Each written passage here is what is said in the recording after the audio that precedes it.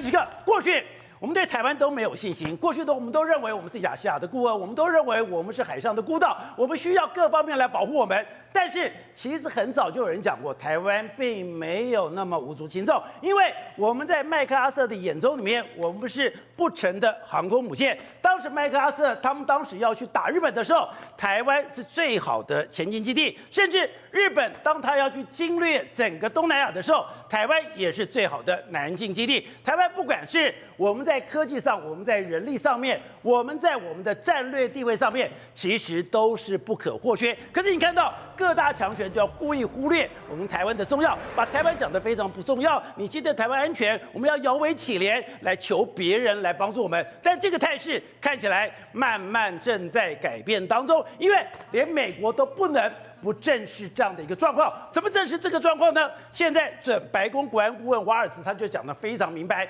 他说，如果中国真的拿下台湾的话，他会掌控整个全世界先进晶片的80%。如果我们的你就说不要看到这个先进晶片，光看这个地理位置，如果中国拿下台湾的话，光是这个战略位置，我可以控制全球 GDP 50%以上的运输量。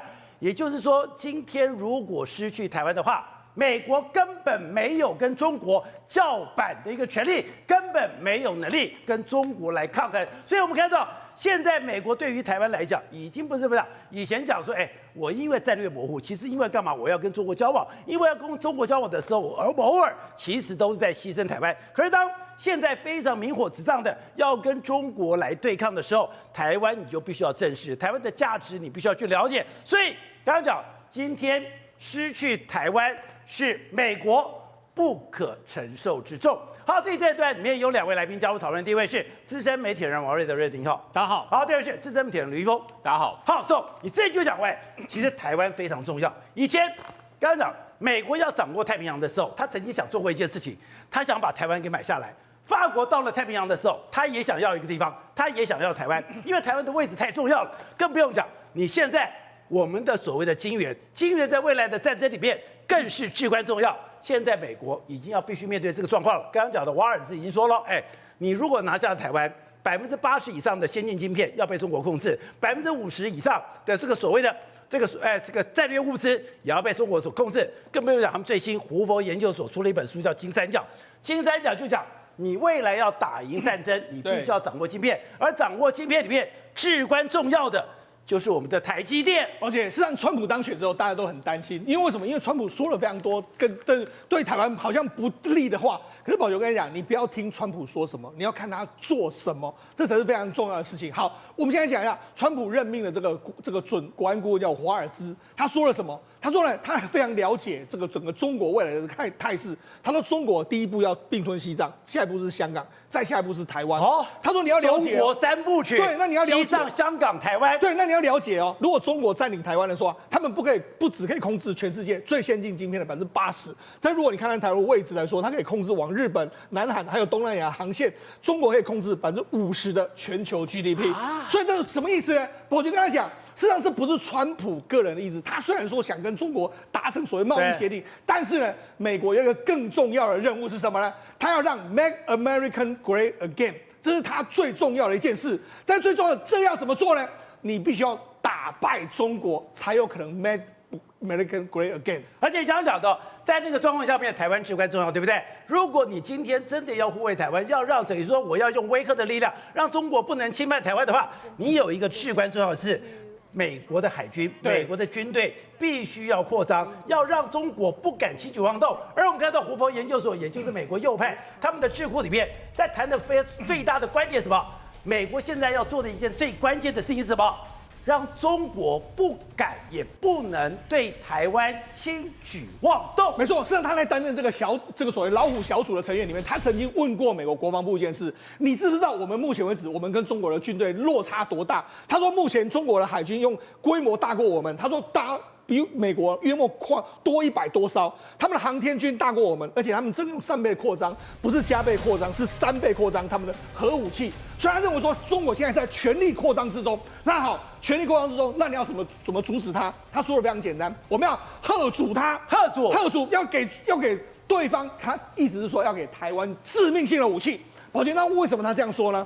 他事实上这是有原因的哦。他说，你看，他说什么？他最近在讲什么？他说这个习近平公开讨论这个美国价值已经走下坡，东升西降，对不对？然后他就说中国是当今美国最大威胁，他自己讲了这么多。好，那他说什么？他说为什么会有乌克兰战争爆发？他说他当年呢，他早就已经去乌克兰哦，他当时用这个众议员身份到基辅基金会拜访，然后他就说。你要提供给基辅相关的攻击性的武器呀，也就是说，你给他攻击性武器的时候呢，俄罗斯就不敢打你。你就是因为你不敢去惹俄罗斯，你就说啊，我不要给他武器。结果呢，你后来等到俄罗斯打进去之后，你再给乌克兰武器已经来不及了。所以他的意思是，你要在对方还没有发动攻击之前，你就要提供给对方杀伤力非常大的武器，让对方根本不敢入侵你的一个情形。所以是我刚才讲的，你是研究国际政治、研究国际财经的，你现在感觉到说，美国共和民主两党最大的就是说，你今天中共你不但是不会犯台，你也是不敢犯台，所以。刚刚讲的加强军备力量就变成现在的显学了。对，没错。也就是说，你看他提供给台湾致命性，我觉得接下来非常有可能会实现。所以你看，为什么他这样说呢？宝杰，那这个华尔兹他不是一般人的，他事实上他在念过这个维吉尼亚军校之后，他有去当过兵，之后他是绿扁帽。对，那他在伦斯斐还有盖兹2任国防部长里面任作国防政策主任。所以，然后他还担任前你的这个反恐顾问，所以他其实是非常了解。然后他在众议院的时候，他在这个老虎小组呢，他就一直质疑说：“你为什么给台湾的武器这么慢？”他要求加速给台湾武器。那他现在上任呢，所以他上任没多久，听说我们台湾就提出一个7166亿的军购要出来了嘛。而且台湾里面，我们这次有涵盖非常多致命性的武器嘛，这就是跟华尔兹的主张非常类似。威吓，他说你要先给对方能够威吓，让对方不敢动手的武器。这样他就不会打，你不要等到对方打之后，你再提供那些武器，那就已经完全来不及的一个状况了。而且刚刚讲的，你现在是这个两手策略，两手策略里面，你一个刚刚讲的，我有非常大的致命性武器。台湾刚刚讲到，包括我现在已经不是刺猬了，我要根本就变成豪猪策略。豪猪策略让你不敢来犯。第二个是什么？第二个就是台湾的晶片。这次我们看到了，拜登现在在任内最后就是禁止台积电卖给中国7奈米的晶片。你说？这已经是打到了那个中国的7寸，而且按照金三角里面的说法是，终有一天，以美国为主的生产系列，跟以中国为主的生产系列，要完全的产不高，最不牢。没错，宝杰，那事实上在这一次 APEC 里面来说的话，这个习近平对于未来的川普喊话，他说什么？不要脱钩。然后他说：“你不要用什么小院高墙来对付我们，不要这个样子。”为什么他这样说？因为他怕这样。但是问题是。这个宝杰，我跟你讲，川普用的招数会更狠，2招。第一个，把中国所有供应链拔光；再第二个是什么？他对你不是小院高墙，他是一刀切，把你全部砍掉，全部切掉。好，那我们就讲，这样现在为止来说的话，是这个现在拜登最后再出了一个狠招，他说那个7奈米以下的这个 AI 晶片啊，你不能够卖，台积电不能够出给这个中国大陆。宝杰，那他一出来之后，你看中国大陆是哀声遍野，他们就说，你台积电怎么可以配合这个美方这样的这个政策？你根本就是台独嘛，用这样的方式，所以他们很多人在喊话，为什么？因为 AI 来说的话，它是可以主角未来中国最重要的科技发展，从无人机、自驾车到未来很多的发展，机器人所有产业全部都被封住，所以等于是拜登用这样的方式呢，封住你的 AI 产业的这个发展，动不了了吗？对，动不了。目前为止，中国没有能力能够生产7奈米以下的这个状况。那我就讲，事实上在这个金三角里面，而且我们刚才谈就是。现在不是开始讲嘛？我从28奈米，我从14奈米，我从7奈米一直封锁吗？对，封锁到什么？我现在很多东西已经不能给你吗？我们在台湾没有感觉到，对，现在全世界都已经注意到了。现在在中国，包括腾讯，包括滴滴打车，包括阿里巴巴，对，他们过去很多需要依赖什么？依赖大量的电子运算的，依赖这个所谓的超级电脑的，对，现在这些的产业。也一个一个的出状况，一个一个在崩坏当中。对，没错。像中国的这个很多这个 AI 相关产业已经发现到有一些 bug 出现了。好，那除了这个之外来说的话，中国就说没有问题啊，我们可以自己生产我们的设备啊。中国曾经有说什么？我们10年内，我们如果这个自己发展设备之后，我们就可以追上美国。但是宝杰，我跟你讲，这个金三角里面来说，他写了一本，这个博明写了一段，他的意思是什么？我现在才发现到说，美国对于防止中国崛起，它到底是用了多少心？他说的是什么呢？没有错，目前为止，中国在14奈米以下，你有很多大量的设备可以做，但是你那些设备呢，都是买国外厂商。未来川普上台之后，搞不好会一刀切，你都不能够买14奈米的设备了。所以你这些设备有可能会中断。对，那中断之后，那中国就说没有问题啊，我们有很多公司啊，譬如说什么北方华创啦，然后德森科技啦、中微公司啦，还有什么这个北京中科电信啊，我们会自己做设备啊。像这个北方华创就说，我们可以做出28奈米的这个设备啦，没有问题啊。中国大陆也说没有问题啊，我们可以自己做啊。我日后再往前延伸就没有问题了。可是伯明说没有，不是这么简单。他说呢，我们可以封你什么？因为他说北方华创的这个公司里面来说，包括万科技术啦、这个霍斯特啦、爱德万啦、爱仪啦，还有很多包括说像这个 Kenmate 啦，还有日本的公司啦，还有金池大很多住友等等。他说这些不好意思，都是美国或是日本或是韩国、欧洲的公司。我只要把你的供应链把你封住之后呢，不好意思，你也没办法做。所以等于是我现在还没有做到这一招。但是你不要逼到我，让你对你下这个重手哦。所以等于是他有一招的在后面，先7奈米，一层一层的来，没错。也就是我现在不让你做7奈米，我现在把你的极紫外光机、深紫外光机给挡住，对，把你的极紫外光机、深紫外光机挡住，但是你还是可以做28奈米，对，你还可以做48奈米。但你做，可是不管怎么样，你不管做28奈米、48奈米，是你所谓的光刻机，你的材料还是要从日本来，是，还是要从美国来，你的运算还是要跟美国一样，对，美国可以一刀的，对，把你全部砍掉。砍到什么结果？砍到就是你虽然中芯现在可以做14奈米，可是终究有一天你会什么都做不出来。对，没错。所以也等于是说，它是一刀切。你看，我就讲7奈米，对不对？7奈米的 AI 不让你做，紧接下来的话，川普可能会升级到4奈米以下都不让你做。紧接下来的话，中国以上的这个所谓设备供应商的，我把你的供应链砍断之后，中国你真的什么都没有。所以你要知道，从这个金三角这本书，你才知道说，其实美国是有一些政策跟而且他们研究的非常清楚。对，他们目标是怎样？保持中国至少3到5个世代以上，美国对它的领先，世代领先，所以你就知道，事实上目前为止有没有？宝姐，目前为止中国大概约莫是7奈米，他们可以做得出来。那目前为止以西方就是以台湾阵营来说的话，我们大家可以做到2奈米，所以约莫才有3个世代。所以美国的意思是说，还要再继续拉大。所以我来跟大家讲，为什么最近台积电会跌？很简单，因为川普上台，我跟你讲。最严格的半导体禁令绝对会出来，还有一定会出来，这是美国必须会做的一件事。所以你就可以看得出来说，为什么全世界的晶片股都非常紧张，因为大家都知道说，川普上台最严重的打击恐怕就会来到了。因为美国国会曾经做了一个报告，这个报告就讲说，现在中国在航天事业、在大数据上面、在这个所谓的无人机上面，基本上都是领先美国的。可他讲说，这里面都有个共同的特色，他们的基础都是晶片。如果你把晶片封锁了，对，它这些东西都会土崩瓦解。对，没错。事实上，这个金三角里面书也讲得非常清楚，就是说，事实上这是非常重要的，这个芯片是非常重要的。那即使是中国真的假设他真的拿下台湾的时候，他也无力运转，所以等于是说，你拿下台湾也没有用。那这样的话，那怎么办？那你就只好这个努力的看美国怎么去封你的这个状况。好，所以宝姐知道，实际上这几天大家讲这个重点，就是说，那台积电未来该怎么办呢？我跟你讲，台积电未来的方法就是跟美国结合在一起。宝姐，很多人都误解了一件事，都说哎呦，这个川普好像很讨厌台积电，很这样。不是，其实宝姐，我讲川普非常喜欢台积电，为什么？太爱了。我们回到原来的一开始，宝姐，那现在台积电的美国厂是在谁的任内去的吗？不是拜登吗？就是川普时代，是川普的。2020年的5月，台积电宣布要到亚利桑那州去设厂。那为什么要去？是因为2017年川普上台之后，他就要求美国国防部要调查一件事：美国的晶片是不是有很多没办法自己生产？所以后来在美国国防部的要求，2019年的要求之下，来拜访台积电，才促成了台积电到美国去。2019年，请问是谁的任内？是川普的任内。那为什么选亚利桑那州？是因为它是个摇摆州，他选了这个亚利桑那州，结果他这一次在亚利桑那州，他赢了20万票。所以呢，川普其实并没有讨厌台积电，只是为什么他要讲呢？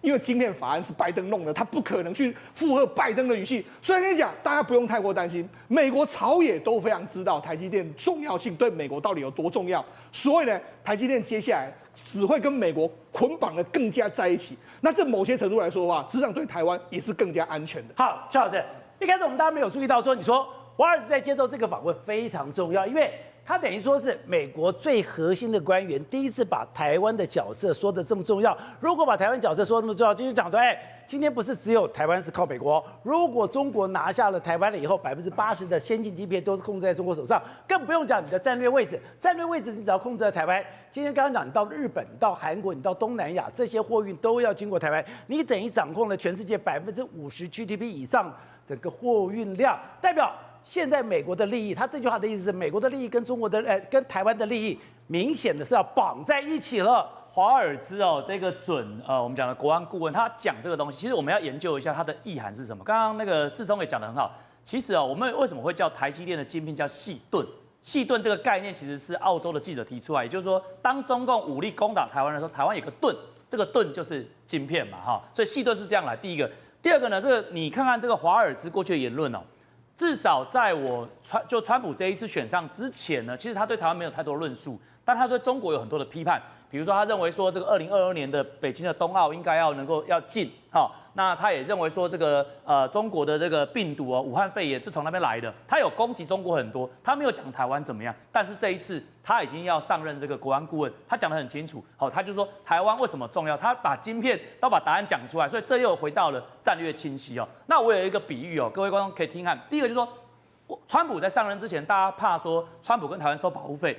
好像说我们缴个保护费给什么保全公司，他来这边签个巡逻箱就走了。现在不是，现在感觉起来3个，包括卢比欧，包括这个华尔兹还有包括这个防长，3个加起来之后，你会发现好像川普是想要开一个保全公司的分公司，也就是台湾你必须要入股。分公司，even我们只是小股东，我们要入股。那入股呢，你就负责这个所谓供料啦，负责设备的供应啊、设备的维修啊这一些，那就可能就会对应到刚才世聪讲，就是说把台积电跟美国绑在一起这样。我们看斯坦福胡佛研究所那本书里面有提到，最终金三角里面，台湾跟美国绑最紧的就是国防晶片，没有错。而且呢，这样的一个晶片呢，基本上来说，就是因为既然是他的这个国安顾问的这个看法，其实就是川普的看法。因为川普第一任的时候，他任命很多建制派，或者是至少有一些实战经验的。第二任，因为川普已经豁出去了，所以他时间很短，他任命的一定都是他的心腹，一定是100%忠诚度的。所以我们可以更能够推估，就是说他下面的人讲的话，就是川普讲的话。对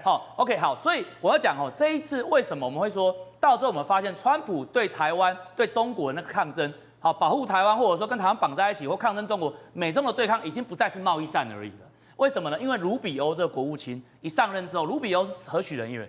他是这个佛罗里达州的参议员，对台湾非常非常友善。那他也讲了多次，就是说他也跟蔡英文见过面，也说台湾是一个非常珍贵的美国的一个好友，战略的好友所以你可以看到这个整个格局看起来不会是只有贸易战，应该会比贸易战更多的政治战、外交战，有没有可能是军事战也是有可能。那最后我要讲为什么美国不能够让台湾拿下来？很简单，有一个罗马尼亚的一个战略学家叫勒特韦克，他说，如果中共拿下台湾那一天，就是美国霸权在地球上终结的那一天。我也这么觉得啊。对，他说，如果台湾被拿下来，日本马上恢复征兵制，2到3年转成核武大国。如果台湾被拿下来，马上日本跟俄罗斯这2个看起来不搭嘎的会搭在一起，因为海参崴的争议。对。所以你可以知道说，其实对于美国来讲，不管川普他在怎么样的商人性格，他总是有一张王牌，这王牌是不能输的。只要中国拿下台湾，这个全世界没有人会去听美国的，更不用说我们的台湾海峡，每天有85%全世界商船都要经过，所有的世界是瘫痪，这个真的不是危言耸听。因为什么？台湾跟乌克兰不一样，就在于说我们在第一岛链上，我们的这些商船，我们这个晶片等等等等，让这个川普越执政，他越觉得说台湾这个牌太好用。好用到你是不能打，这个就变成是一个神主牌在这里所以神主牌跟打出去的牌是不一样，所以我觉得其实大家也不用担心，我觉得主要就是我们做好准备，川普出一招，我们就马上接一招，我们临时应变非常的有弹性，而且把所有各种的方案都推估之后，我们就能够这样长治久安。好，队长，是。其实瓦尔斯这个谈话为什么值得重要？是第一个，他已经确定了台湾跟美国的利益是绑在一起的；第二个是，他说现在包括现在美国，我们看到很多人说，你现在要做什么？你要有没有足够的威吓？要足够的威吓，只是让中国不能打台湾，因为只要中国打台湾，对所有人来讲那是重大伤害。那你要不能打台湾，你要给台湾，刚刚讲了，他说已经不是刺猬，你一定要是豪猪，而且是非常强大的豪猪。那你要卖给台湾很多的非常强的武器，大家非常好奇，你都已经卖了个 F-16V 了，你都已经卖了这个所谓的海马斯火箭弹，你还会卖什么大的武器吗？美国人要卖我们新的武器跟保护台湾，不是因为你台湾了不起，台湾长得漂亮，不是啊。全世界8、9成以上的先进制程的这个等于说相关的这个的晶片在台湾呐，所以台湾如果万一被老公拿下来，那美国不是 GG 了吗？这些飞弹、这些飞机、这些相关的全部都再见呐。那么台湾有这样的一个历史定位，那台湾会不会要买新的武器？宝杰，你知道最近这几天美国干了一件事。F-35C 不是在这个上个礼拜第一次等于说执勤去打这个也门胡塞组织吗？对 ，F-35C 正式试射。那么我们常讲的 AGM-158 其实是反舰飞弹嘛。台湾我已经在本节目从川普第一次当总统讲到现在嘛，希望这个次音速的半径中的飞弹能够卖给台湾嘛。那么今天 F-35C 正式试射这个飞弹。有什么了不起？之前 F-18、F-16都试射过，这次是直接由 F-35呢来试射这个反舰飞弹。这个反舰飞弹呢，只要那么等于试射成功了以后呢，事实上美国现在已经慢慢也不要用 AGM-158C， 因为它有更先进的武器了。所以你就知道，我问你，过去我们争取了半天是不是买不到？对，你怎么知道这次买不到？这次你怎么知道买不到？我问你，你怎么知道买不到？而且目前看起来啊，那么我们大家渴望很多的提康特罗加的神盾舰，不是像我们国防部长顾立雄说卖要10艘那么多了。我跟你讲了，他真的卖你10艘，你台湾也买不起啦。但是台湾如果能够买到3到4艘的话呢，那将对我们的海军是一大鼓舞啊，对我们海军战力是一大提升啊。因为很简单。因为呢，那么这个提康特罗加的这个等于说飞弹发射、垂直飞弹发射之外呢，事实上它上面的数位雷达，它相关的这个等于说数位式的这个整并效果，一次追踪几百个系统，那是我们现在我们对台湾来讲最先进的是4艘比较老旧的基德舰嘛，所以呢，如果能够有4艘的提康特罗加，那对我们多好。好。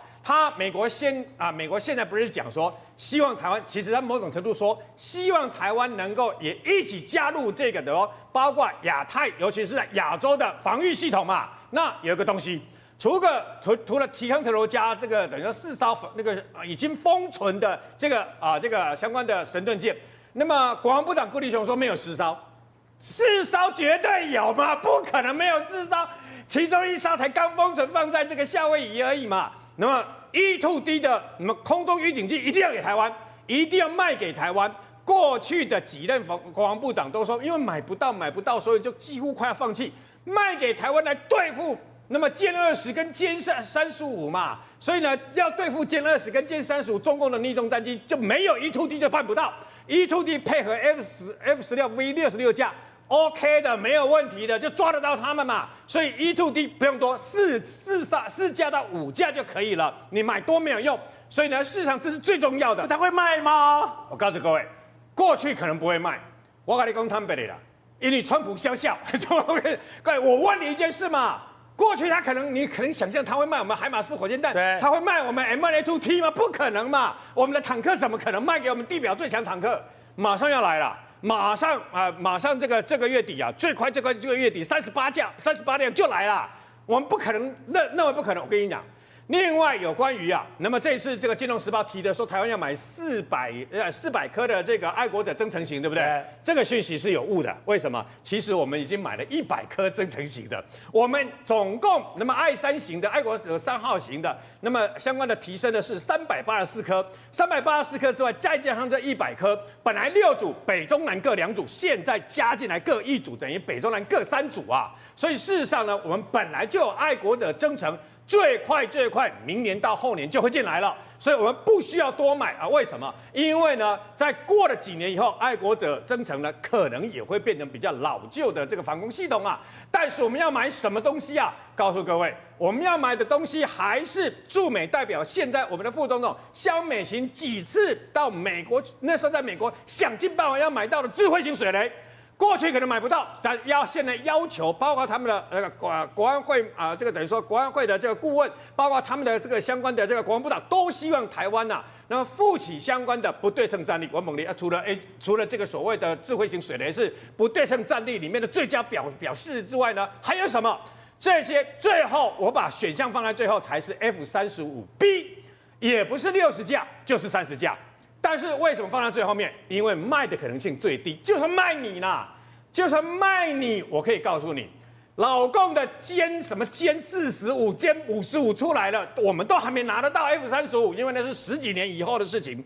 但是以前你不敢开口，是因为他一直拒绝。现在对台湾来讲，拜托哦，从这次乌克兰战场你要知道哦，乌克兰是源源不断的获得很多的这个资源呢、弹药了、武器资源，才能够打到现在2年半。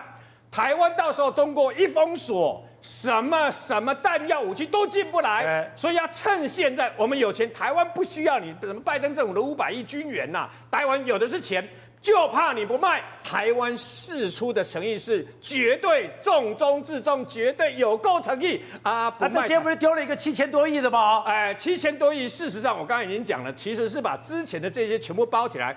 各位不要小看单这个4架的这个死神无人机啊，4架加起来上百亿啊！现在我也必须要跟我们的国防部讲，有时候要比较敢要，为什么呢？既然川普要，我们就再加钱，就跟 M1A2T 一样，加钱跟他要更好的东西。你的4架的死神无人机不要再给我侦察用的，挂架给我挂上去。台湾有2-3千枚的地狱火飞弹。我要那个无人机是有攻击跟自卫能力的地狱火那个飞弹啊！不要再给我单纯的只是在天上看一看的这些侦察机而已。我们可以趁机加钱要挂架。好，宇轩刚讲的赛速如棋，乾坤猛切，也没有想到拜登要走之前，突然大开杀戒。第一个，我1700亿的这个军援赶快给我送到乌克兰。第二个就是乌克兰所有的捆龙锁全部都拿掉，弄到什么程度？弄到连川普都吓到了。对，你川普想要和平，我拜登呢就在最后下台之前给你来拉掉搅局。为什么？各位，你仔细看到这张图，你会发现这边有红色的一圈由里向外。宝力哥，你知道这是什么吗？什么？这是乌克兰呢，它的炮火所及的范围。这个是乌克兰，我们讲它的领土，然后这里讲是克里米亚。但你有没有仔细注意到，有一个不应该被圈到的点呢？在整个拜登大开杀戒之后呢，也被圈进去了。在哪里？就这边，莫斯科，就是莫斯科。开什么玩笑？普丁就在这边呢，你怎么会说？因为我们刚才是不是讲到库尔斯克在这边，对不对？就你这个范围之内，刚好这个射程，事实上呢，配合我们讲，不管是海马斯系统，甚至有一个系统可以打更远，叫什么暴风之影，就可以打到莫斯科。也就是现在你在这个战场上面已经有海马士，有这个 ATACM， 有这个暴风之焰。现在他们本来的射程都受到限制，而且它攻击范围不可以到俄罗斯的本土。没有想到现在拜登说，你可以打到俄罗斯本土，你想怎么打就怎么打。首先你看到它这个分好几层，第一个这是什么？这是我们刚才讲到的火箭弹，也就是说火箭弹呢，我可以打到80公里的范围，所以整个乌克兰的边境是没有问题的。而 Attacker 呢 N57，这就是我们讲的陆军战术导弹系统，它可以打到哪里？大概300左右。但不要忘了，这时候还有什么 AGN-158，就是我们刚才讲到的嘛，它可以再打的稍微更远一点。但最可怕的是暴风之影，暴风之影它有所谓的增程型，来各位 Stone Shadow 在这边。就是由这个系统可以打到莫斯科，所以你说，可宇轩，暴风之影又不是美国它可以允许的，对不对？那欧洲的系统啊，对，结果欧洲也跟进了。你以为只有拜登在疯吗？没有，欧洲也全部大家都疯了。来你看法国跟英国说，我现在呢看到拜登的意思，我也了解了，我也允许呢提供远程，也就是风暴之影。来，这东西呢最整深层型达到500公里，我们现在也开放了，开放谁可以使用？给乌克兰使用。所以宝哥，你知道为什么他们最后要在做这个动作吗？它有它的战略目的，因为我们现在是不是讲库尔斯克这边现在是我们讲的火力非常双边，竞争非常激烈，它是要确保说库尔斯克能够在谈判最终的时候也被留下来，所以我才提供这种可以震慑到俄罗斯本土以及它后援补给，包括我们它的油料库，包括它的弹药库。所以本来以为说今天乌克兰的军队孤军深入拿下了库斯科，你可能守不住。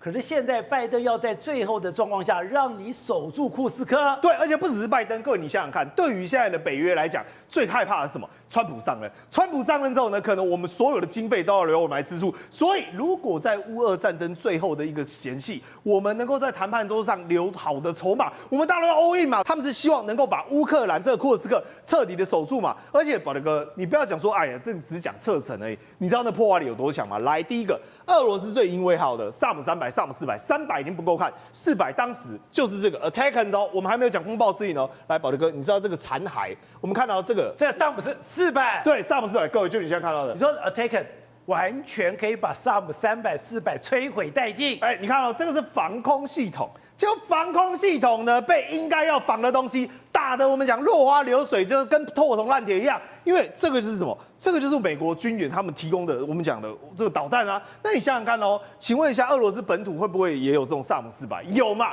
因为萨姆400已经是他们最顶规的，我们讲接近顶规的这种防空系统啊。所以这个情况下，如果说连 Attack 都拦不住，那请问内力他们的国内都开放轰炸的话，那请问一下他们能挡得住吗？而且你不要讲这个更高阶的萨姆500也是，当时萨姆500一样啊，它号称说我们讲的防空系统它的范围高达600公里，结果6亿美金的东西也一样，宝德哥现在你看到的被打成是破铜烂铁。所以想想看，当这个东西一开放之后，它会变成一个 game changer， 等于说乌俄战争的战况会全面进入更激烈的白热化。而且你接下来看到画面是吧？它现在我刚刚讲的 Attack 就是说 ATACM 里面。它是可以放集束弹的，而这个集束弹是可以做一个面的攻击的。而你看到这个面的攻击里面，如果你今天一个步兵部队，我只要1枚的 ATACM， 可以让整个步兵部队全部死亡。这分两个层次，第一个我们先看到这个沙滩，这个沙滩是什么？你想想看哦，这是一般的平民百姓。结果那个时候，当然了，他们说是意外，对不对？说被击毁了啦。但是各位，那时候你看哦，海面上啵，乒乒乓乓，大家都集束弹，全部在跑。对，各位，这就是集束弹。这就是我们刚才讲到，而且集束弹有2种哦 ，Attack 它本身就可以发展集束弹，但另外一个陆军导弹系统的集束弹之外，火箭弹也可以打集束弹。换言之，现在它不管是80公里的射程，或者是300公里的射程，它每一个都可以有集束弹的功能。那你想想看，如果这落在房屋区，如果落在郊区，如果落在非军队，甚至是你后勤补给散装的区域，它可能没办法摧毁重大的我们讲的军事设施，但对你的人员伤亡绝对是毁灭性的破坏。所以我们刚才讲的，现在接下来就看整个乌克兰可不可能升高那个攻击态势。对，因为现在最重要的是什么？因为乌克兰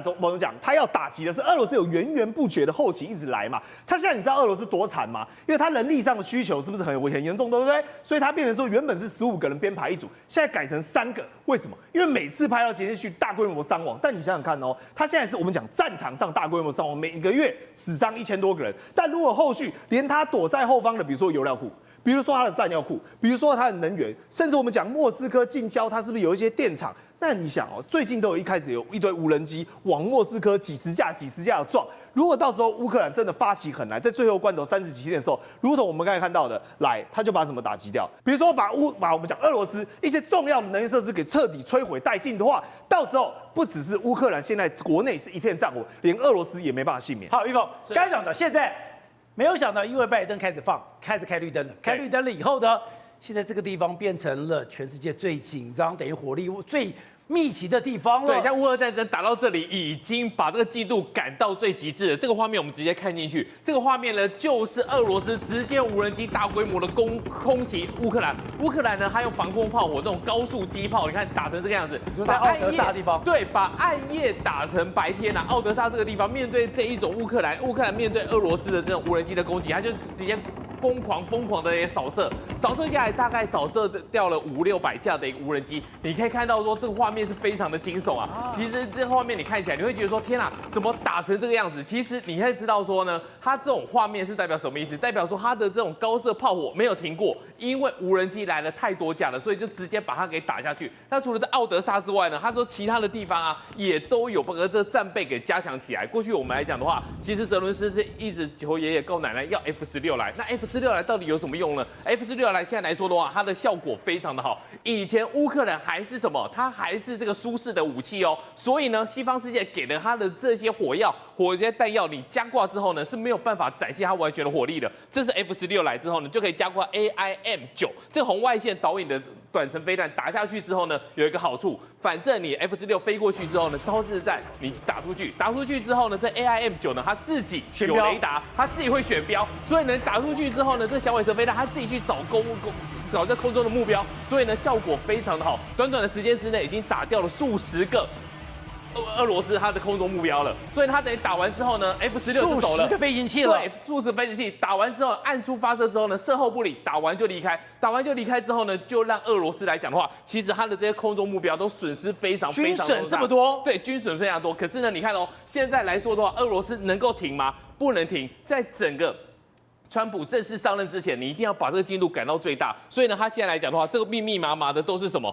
都是黄色上来看的话，都是无人机，都是俄罗斯来攻击无人机。所以呢，现在连续4天，不管是在奥德萨还是他们的基辅，全部都是疯狂的打击。打击下去的话，以前哦只会打军事目标，现在连那种电网设备也打下去。为什么？因为现在已经进入冬天了，两边都封了。对，两边都已经封了。如果你电网设备被破坏之后的话，你要想乌克兰他们，冬天来了，非常的冷呢，你无法发电怎么办？所以电网设备也打，然后呢，这些市区也打。更可怕的一件事情是什么？它的火力发电厂连续的第8度遭到空袭，所以现在来讲的话，两边都已经打到不讲武德了。